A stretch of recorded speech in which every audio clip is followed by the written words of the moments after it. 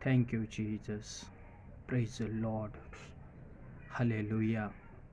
या आजच्या सकाळच्या समयी आज आपण परमेश्वराच्या नावाला धन्यवाद देऊया. त्याच्या पवित्र नावाचे आपण सर्वजण हालेलुया. मानतो रबा शकाला बांधाबा लमांदाबा कुरबा शकलो बंधवो. आणि आजच्या दिवसामध्ये प्रभूला लाखो करोड अब्ज मिलियन धन्यवाद. आणि आजचा दिवस त्याने आपल्या आयुष्याला जोडला आहे.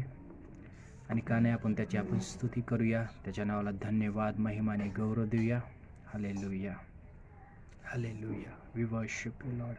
प्रभू आम्ही तुझी आराधना करतो या क्षणाला. हालेलुया. हालेलुया. प्यार करूंगा मैं ज्यादा तुझसे, आराधना और गहराइयों में तुझे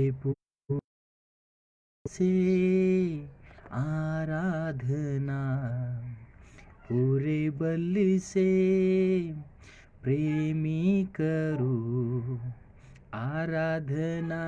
आराधना आराधना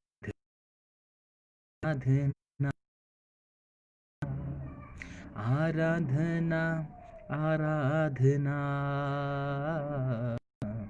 आराधना आराधना. आणि आज त्या जिवंत देवाला आपण खऱ्या अंतःकरणाने, खऱ्या मनाने, खऱ्या हृदयाने आज आपण देव किती प्रेमळ आहे, तो देव किती चांगला आहे. रात्र आणि आजचा दिवस त्याने आमच्या आयुष्याला जोडले आहे. Praise the Lord. हालेलुया. आणि म्हणून आजच्या दिवसामध्ये त्या परमेश्वराच्या नावाची आपण सर्वजण मिळून स्तुती करत आहोत. आणि माझा विश्वास आहे, बायबलमध्ये लिहिलं आहे की जो आज्ञा पालन करतो तो प्रत्येक व्यक्ती आशीर्वादित आहे. मग आज तुम्हाला आणि मला आज्ञा पालन केल्याशिवाय बायबल सांगते कुठलाही आशीर्वाद मिळत नाही. आणि म्हणून आज आपला विषय आहे, या थोड्या वेळामध्ये आपण पाहणार आहोत की दानधर्म. आणि दानधर्म जर म्हटलं तर तुमच्या आणि माझ्या लक्षात येतं की दानधर्म म्हणजे काय. दानधर्म हा एक ग्रीक शब्द आहे आणि तुम्ही आणि मी त्याचा अर्थ होतो दया असा, दया करणे. आणि तुम्ही आणि मी पाहतो की आज दया करणं, आज गरीब आहे, आंधळे आहेत, लंगडे आहेत, पण दया कोणावरती करणं हे पण फार महत्त्वाचं आणि फार गरजेचं आहे. आणि म्हणून बायबल तुम्हाला आणि मला या ठिकाणी वाचायला मिळत आहे की आज दानधर्म करणारे पुष्कळ लोक आहेत, परंतु कोणाला दानधर्म करावा हे त्यांना समजत नाही. आणि आम्ही आज पाहतो लोक चांगले चांगले असतात, तब्येतवान असतात, मात्र तुम्ही आणि मी पाहतो ते रंग बदलून किंवा कपडे धारण करून येत असतात आणि त्यांना आपण चांगलं चांगलं जेवण, चांगलं चांगलं अर्पण, भेटीगाठी देत असतो, दान देत असतो. परंतु बायबल तुम्हाला आणि मला या ठिकाणी सांगते की दान हे ज्यांना काम करता येत नाही, ज्यांना व्यवसाय करता येत नाही, जो आंधळा आहे त्याला दिलं पाहिजे, लंगडा आहे त्याला दिलं पाहिजे, जो पॅरलेस झालेला आहे त्याला दिलं पाहिजे. म्हणजे ज्यांना काही या जगामध्ये काम व्यवसाय करता येत नाही त्याला दिलं पाहिजे. ते पण तुम्ही आणि मी येशू ख्रिस्ताच्या पवित्र नावामध्ये दिलं पाहिजे. आणि म्हणून या महाराष्ट्रामध्ये आपण राहत असताना अनेक लोक आज आमच्या समोर असे आहे की त्यांना आज तुम्ही आणि मी त्यांच्यावर त्यांच्या पुरू शकतो आणि त्यांच्यावरती एक दया करू शकतो. हे कोणी सांगितलं आहे तर बायबल तुम्हाला आणि मला सांगते, हे जिवंत देवाचं आज्ञाचं पालन आहे. आणि म्हणून तुम्ही आणि मी पाहतो की हे आज्ञाचं पालन जो कोणी व्यक्ती करतो त्या प्रत्येक व्यक्तीला आज आशीर्वाद प्राप्त झालेल्या आहेत. आमेन. आणि तो प्रत्येक व्यक्ती आज आशीर्वादित झालेला आहे. बायबल तुम्हाला आणि मला सांगते, दया येणं म्हणजे तुमच्या अंतःकरणामध्ये कळवळा येणं, तुमच्या अंतःकरणामध्ये त्या व्यक्तीविषयी माया येणं, मग ते अन्नाविषयी असो, वस्त्राविषयी असो, कपड्याविषयी असो, नाही तर कशाविषयी असो, त्या व्यक्तीसाठी पाहिजे, त्या व्यक्तीसाठी तुमचं मन तुटलं पाहिजे आणि त्या व्यक्तीला हालेलुया त्या व्यक्तीला तुम्ही प्रभू येशू ख्रिस्ताच्या नावामध्ये मदत केली पाहिजे. आणि म्हणून तुम्ही आणि मी पाहतो या ठिकाणी हा ग्रीक शब्द आहे आणि तुम्हाला आणि मला दया केली पाहिजे, हे बायबल तुम्हाला आणि मला सांगत आहे. काय आज तुम्ही दयाळू माणसं आहात का?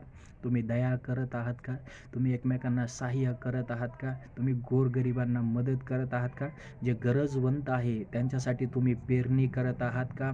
बायबल सांगते तुमचे कष्ट कधी वाया जाणार नाही, तुमचं देणं कधी वाया जाणार नाही, तुमचं दान धर्म करणं कधी वाया जाणार नाही. त्याचं बक्षीस देव तुम्हाला 100% हालेलुया प्रभू येशूच्या नावामध्ये देणार आहेच. आमेन. म्हणून विश्वासाने पेरणी करा. ज्यावेळेस तुम्ही ही विश्वासाने पेरणी कराल, बायबल सांगते त्याचा तुम्हाला मोबदला परमेश्वर येशू ख्रिस्ताच्या नावामध्ये देणार आहे. मी सांगेल तुम्हाला पैसाच देणार नाही, पण तुम्हाला मी सांगू इच्छितो की तुम्हाला अनेक ठिकाणी नोकरीमध्ये, कामधंद्यामध्ये, बिझनेसमध्ये बढती मिळेल आणि आत्मिक जीवनामध्ये तुमच्या हृदयामध्ये परमेश्वराची शांती अजून वस्ती करेल, अजून परमेश्वराचं शांती तुमच्या जीवनात येईल. आणि म्हणून तुम्ही आणि मी पाहतो की हा दान धर्म करणारा शब्द जर तुम्ही आणि मी पाहिला तर जुन्या करारामध्ये फार कमी वेळेस आलेला आहे, परंतु तुम्ही आणि मी पाहिलं तर हा नवीन करारामध्ये जास्त वेळेस तुम्हाला आणि मला आढळत आहे. आणि मग तुम्हाला आणि मला या ठिकाणी समजत आहे की नवीन करार आणि जुना करार हे एकच आहे. जुन्या करारामध्ये परमेश्वर स्वर्गामध्ये होता, नवीन करारामध्ये प्रभू येशू ख्रिस्त देवांचा देव या पृथ्वी तलावरती आला आणि नियमशास्त्र नवा करार त्यांनी स्थापन केला. आणि बायबल तुम्हाला आणि मला सांगते त्यांनी सुद्धा ह्या गोष्टी तुम्हाला आणि मला करण्यास शिकवलेलं आहे. आणि म्हणून तुम्ही आणि मी पाहतो मोशेच्या नियमशास्त्रात दान देणं हे आपलं कर्तव्य आहे. मोशेचा नियमशास्त्र जो देवबापाने त्याला दिला होता सिनाई पर्वतावरती, त्याच्यामध्ये लिहिलंय दान देणं हे प्रत्येकाचं कर्तव्य आहे, प्रत्येक व्यक्तीचं कर्तव्य आहे. आणि म्हणून तुम्ही आणि मी पाहतो अविधर्मी लोक, विश्वास न ठेवणारे लोक देखील दानधर्म करत आहे. आणि तुम्ही आणि मी पाहतो विश्वास ठेवणारे लोक देखील आज हे दानार्पण करत आहे. आणि हे तुमचं आणि माझं काम आहे, तुमचं आणि माझी जबाबदारी आहे, तुमचं आणि माझं कर्तव्य आहे. आणि तुम्ही आणि मी प्रभू येशूच्या नावामध्ये हे पूर्ण केलंच पाहिजे. पुढं लिहिलं आहे, पण लोकांनी ह्या चांगल्या कामाकडे त्या काळामध्ये यहुदी लोकांनी हे चांगला नियम, चांगले रूल्स, चांगली रूढी या ठिकाणी तुम्हाला आणि मला देवबापाकडून लागू करून दिली होती. त्या गोडीला त्यांना काम करण्यास ते तयार नव्हते.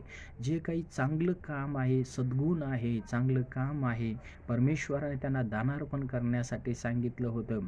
आणि तुम्ही आणि मी पाहतो त्यांना त्याच्यामध्ये रुची वाटली नाही, त्यांना आवड निर्माण झाली नाही आणि त्यांनी चांगल्या मनाने ते देवाचं काम केलेलं आढळत नाही, तुम्ही आणि मी पाहतो. आणि आज देखील जगामध्ये तुम्ही आणि मी पाहतो खूपशा लोकांना दान धर्म करणं आवडत नाही, पण कोणाला करावा हे पण त्यांना कळत नाही.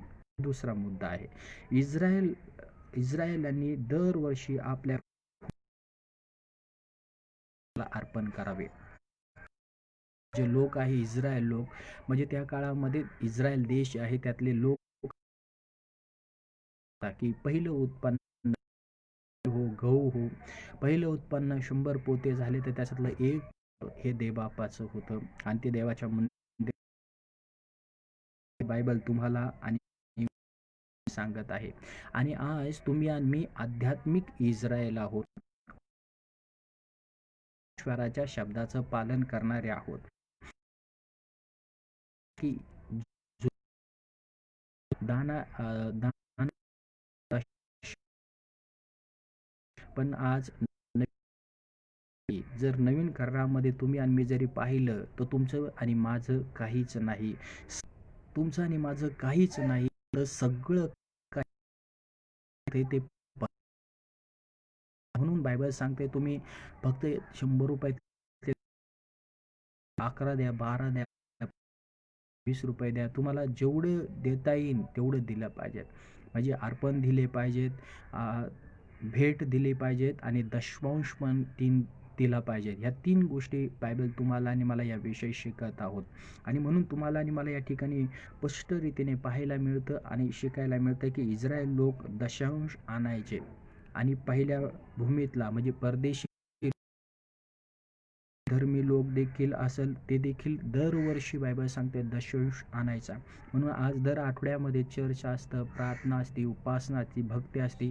काही लोक आठवड्याला देतात, काही लोक पगार झाल्यावरती देतात, महिन्याला किंवा 15 दिवसाला, जसं जसं होईल तसं. काही लोक वर्षाला देतात त्यांच्या शेतीतलं उत्पन्न मिळाल्यानंतर. परंतु तुम्ही आणि मी पाहतो की आज किती लोक यामध्ये प्रामाणिक आहेत, किती लोक यामध्ये विश्वास. जर तुम्ही ऑब्झर्व केलं आणि मी ऑब्झर्व केलं तर चर्चमध्ये साधारणपणे 40 लोक जर असतील तर 40 लोकांमध्ये 2 ते 3 लोक प्रामाणिकपणे देवाचा नियम पाळतात आणि त्याच लोकांना परमेश्वर बढती देतो, त्याच लोकांना देवबाप आशीर्वादित करतो. अन्यथा तुम्ही आणि मी पाहतो बाकीचे 47 लोक तुम्ही आणि मी जरी पाहिलं तर ते 37 लोक आज आशीर्वादित होत नाही, परमेश्वराच्या आज्ञेचं पालन ते करत नाही. आणि मग तुम्ही आणि मी पाहतो की ते लोक आशीर्वादित होत नाही कारण परमेश्वराच्या आज्ञेचं पालन करण्यासाठी सांगितलं आहे. म्हणून खूपशा लोकांना काम दिलं, नोकरी दिलं, व्यवसाय दिला, धंदा दिला. देवाने 10 रुपयातले 9 रुपये नाही मागितले, आपल्याला 10 रुपयातला 1 रुपया मागितला आहे. आणि उलट एक नाही, तुम्ही 10 रुपयातले 3 रुपये द्यायला पाहिजेत, 2 रुपये द्यायला पाहिजेत, 4 रुपये द्यायला पाहिजेत, 6 रुपये तुम्ही ठेवायला पाहिजेत. हा नियम आहे, बायबल सांगते. कारण आज्ञा पालन केल्याशिवाय तुम्हाला आणि मला बायबल सांगते आशीर्वाद मिळणार नाही. आणि तुम्ही आणि मी पाहिलं की हे दशांश ज्यावेळेस इस्रायल लोकां त्या ठिकाणी जमा व्हायचा किंवा एकत्र करायचे, बायबल सांगते तो विधवा आणि पोरकी ह्यांना द्यावा असा नियम तुम्ही आणि मी पाहतो. परंतु आज कल्पना करा की विश्वासू लोक जर दशांश देत नाही तर मी सांगा विधवांची काळजी घेणार कशी. आणि बायबल तुम्ही आणि मी म्हटलं आहे की याच्यामध्ये सेवकांना पण घर चालवायचं आहे, परिवार चालवायचा आहे. त्याच्यानंतर तुम्ही आणि मी पाहतो त्यांना सुवार्ता गाजवायची आहे, अनेक त्यांचं काम आहे ते देखील करायचं आहे. आणि त्यामध्ये बायबल तुम्हाला आणि मला सांगते विधवा आणि पोरके ज्यांना कुणी नाही अशा लोकांची देखील या दशांशमध्ये नियम घालून परमेश्वराने मोशेला सांगितलं होतं की ह्या लोकांची तुम्हाला आणि मला हेल्प करायची आहे, मदत करायची आहे सांगत आहे. परंतु तुम्ही आणि मी पाहतो आज खूपसे सेवक जे लोक आहेत ते आज विधवांची काळजी घेत नाही, अनाथांची काळजी घेत नाही, पोरक्यांची देखील काळजी घेत नाही. तो काही अर्पण येतं, दशांश येतं, दान येतं, ते प्रामाणिकपणे किती लोक त्या लोक वापरतात, किती टक्के वापरतात याला फार महत्त्व आहे. बायबल सांगते जर तुम्ही प्रामाणिक आहात आणि विधवांची काळजी घेण्यासाठी देवाच्या नियमाप्रमाणे, तर देव तुम्हाला कुठल्याही चांगल्या गोष्टीची कमी पडणार नाही. आमेन. त्याच्या वचनानुसार तो तुम्हाला आणि मला सगळे गरज पुरवणार आहे. आणि म्हणून सेवक कधी तुम्ही आणि मी उपाशी राहताना पाहत नाही, जर तो परमेश्वराच्या वचनाचं अनुकरण करत असेल तर. आणि जर अनुकरण करत नसेल तर तो 100% हात पसर आपल्या मागणारा असं पण देणारा नसाल. पण बायबल सांगते विधवांची काळजी घ्यायची. आणि म्हणून माझ्या सेवेमध्ये मी जवळपास 20 वर्ष झाले सेवा कार्य प्रभूची करत आहे. आणि येशू ख्रिस्तामध्ये पवित्र आत्म्याने जे जे आत्तापर्यंत मला मार्गदर्शन केलेलं आहे त्यानुसार मी आत्तापर्यंत विधवाची, अनाथालयाची, भिकाऱ्यांची जे काही परमेश्वराने मला गाईड केलेलं आहे त्यानुसार मी त्यांची काळजी घेत आलेलो आहे. त्यांना मी गुप्तांमध्ये मी त्यांना दिलेलं आहे, गाजावाजा न करून दिलेला आहे. परमेश्वराने मला का आशीर्वादित केलं आहे, येशू ख्रिस्ताने का आहे, जसं तुम्ही आणि मी वाचतो फिलिप 4:19 मध्ये की त्या देवाच्या गौरवासाठी घडलेलं आहे. त्या ख्रिस्तामध्ये परमेश्वराचा गौरव व्हावं म्हणून ह्या गोष्टी घडलेल्या आहे. आणि आज मला कुठल्याही चांगल्या गोष्टीची वाण नाही, कमी नाही. शारीरिक आहे. म्हणून बायबल तुम्हाला आणि मला सांगता हा नियम दिला होता. आणि तुम्ही आणि मी पाहिलं की त्या ठिकाणी हेरोद राजाने जे मंदिर बांधलं होतं स्त्रियांच्या दालनासाठी, तुम्ही आणि मी पाहतो त्या ठिकाणी 13 पेट्या ठेवल्या जायच्या. हालेलुया. आणि या 13 पेट्या या मंदिरामध्ये ठेवल्या जायच्या आणि या 13 पेट्यामध्ये लोक बायबल सांगते आपल्या इच्छेनुसार दानं त्या ठिकाणी टाकायच्या त्या पेट्यामध्ये. आणि त्यामध्ये तुम्ही आणि मी पाहतो या 13 पेट्यापैकी एक पेटीचा उपयोग जो आहे एकदम खालच्या दर्जाचे जे लोक आहेत किंवा कुलीन जे लोक आहेत, बायबल सांगते त्याच्यातली एक पेटी बाजूला काढायची आणि त्याच्यामध्ये जेवढी रक्कम जमा झाली असेल तेवढी रक्कम ते कुलीन लोकांसाठी ते वापरत असे, असं बायबल तुम्हाला आणि मला सांगत आहे. त्यांच्या घरांचे मुलांचे शिक्षण असेल किंवा त्यांना कपडे असेल, त्यांना अन्न असेल, त्यांना वस्त्र असेल, त्यांना निवारा असेल, या गोष्टीसाठी त्यांच्या शिक्षणासाठी कुलीन लोकांचा वापर केला जातो, असं बायबल तुम्हाला आणि मला या ठिकाणी स्पष्ट रीतीने सांगत आहे. आज त्याचा उपयोग अशा प्रकारे होत आहे का? हा आपल्या मनाला सेवक लोकांनो प्रश्न विचारला पाहिजेत आणि मंडळीतल्या लोकांनो आपणही किती देत आहोत हाही आपल्याला प्रश्न विचारला पाहिजेत. कारण देवाचं देवाला दिल्याने देवबाप तुम्हाला कुठल्या चांगल्या गोष्टीची वाण पडू देणार नाही, कमी पडू देत नाही. हे तुम्ही देवाच्या सेवकासाठी देत नाही तर परमेश्वराचा नियम आहे आणि म्हणून तुम्हाला आणि मला द्यायचा. जो यहुद्यांसाठी नियम होता जुन्या करारामध्ये, आज नवीन करारामध्ये सगळं काही देवाचंच आहे आणि नवीन करारामध्ये भरपूर काही तुम्हाला आणि मला त्यामध्ये शिकायला मिळत आहे. आणि म्हणून इस्रायल लोक दास्यातून किंवा गुलामगिरीतून ज्यावेळेस बायबल सांगते मुक्त झाले आणि बायबल सांगते इस्रायल लोक मुक्त झाल्यानंतर त्या ठिकाणी 3 लोक किंवा 3 अंमलदार त्या ठिकाणी लोकांपासून म्हणजे इस्रायल लोकांमध्ये 3 लोक ठेवले जायचे आणि त्यांच्या घरामध्ये आत्ताच्या काळामध्ये जर पाहिले तर काही भेटी वगैरे जे आणण्यासाठी 3 लोक नियुक्त केले जायचे आणि 3 लोक त्यांच्या घरामध्ये देवाच्या लोकांच्या घरांमध्ये, विश्वासू लोकांच्या घरामध्ये प्रामाणिकपणे जायचे आणि ते त्यांचं जे काही बाजूला काढून ठेवलेलं आहे देवाचं, बायबल सांगते ते देवाच्या कामासाठी ते द्यायचे. प्रत्येक घरामध्ये जायचे आणि प्रत्येक घरातले लोक द्यायचे. आज जर तुम्ही आणि मी परीक्षण जर केलं किंवा निहाळलं तर आज किती विश्वासू लोक असल्यात आणि त्यांच्या लोक आज देवाला देत आहे, भेटी देत आहे, अर्पण देत आहे आणि दशवंश देत. घरामध्ये देवाचा सेवक आला आणि त्या देवाच्या सेवक दिलेल्या मध्ये हा नियम होता. प्रत्येक जण हे 3 एका घरी जायचं आणि त्या एका घराकडून त्या भेटी जे दान तुम्हाला आणि मला या ठिकाणी सांगितलं. हा नियम त्यांनी पहिल्यापासून करून दिला होता गुलाम आणि आज आपण आत्मिक इस्रायल आहोत. आज हा तुम्ही नियम पाळत आहात. हालेलुया. जर हा तुम्ही नियम पाळत नाही तर बारकाईने हा मॅसेज हा नियम देवाला बाहेर काढून ठेवा. जो निवडलेला सेवक आध्यात्मिक पिता तुमच्या घरामध्ये येईल त्यावेळेस तुमचं 15 दिवसाचा असो, आठवड्याचा असो, 1 महिन्यात मी बाजूला काढून दिलाच पाहिजे, ठेवलाच पाहिजे. त्याचा दशांश बाजूला काढला पाहिजे काढलं पाहिजे. ते दान विधवासाठी उपयोगाला सांगत आहे. आणि तुम्ही आणि मी पाहतो की पुढे लिहिलंय की दान द्यावा लागल आणि देण्याचा अधिकार त्यांचा आहे, दिलंच पाहिजे. आज प्रभूच्या गौरवासाठी दानार्पण दिलं हे त्यांचं कर्तव्य आहे. हे परमेश्वराच्या आज्ञेचं पालन आहे आणि बायबल सांगते त्या काळामध्ये जर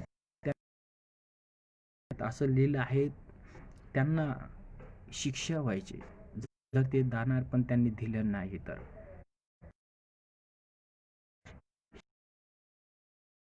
आणि आज देखील तुम्ही आणि मी जरी पाहिलं तर तुमच्याने माझं नुकसान होत आहे. करा प्रभूच्या शब्दाचं आज्ञाचं पालन करा जेणेकरून तुमचं नये ही प्रभूची बायबल सांगते. मोठा गाजावाजा करून त्या काळामध्ये जे लोक होते पुरुष लोक पवित्र स्वतःला मानणारे, स्वतःला धुतलेल्या तांदळाचे मानणारे, स्वतःला शुद्ध म्हणणारे लोक बायबल सांगते गाजावाजा करायचे. मी 1000 रुपये दिले, 2000 दिले, मी 5000 दिले,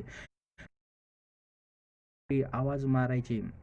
आणि तुम्ही आणि मी या ठिकाणी पाहिलेलं आहे ते त्याच्यामध्ये फार तिने स्वतःला उंच करत आहे की आम्ही देवासाठी देत आहोत, आम्ही प्रभूसाठी देत आहोत आणि अशा गोष्टी तुम्ही आणि मी ऐकत आहे.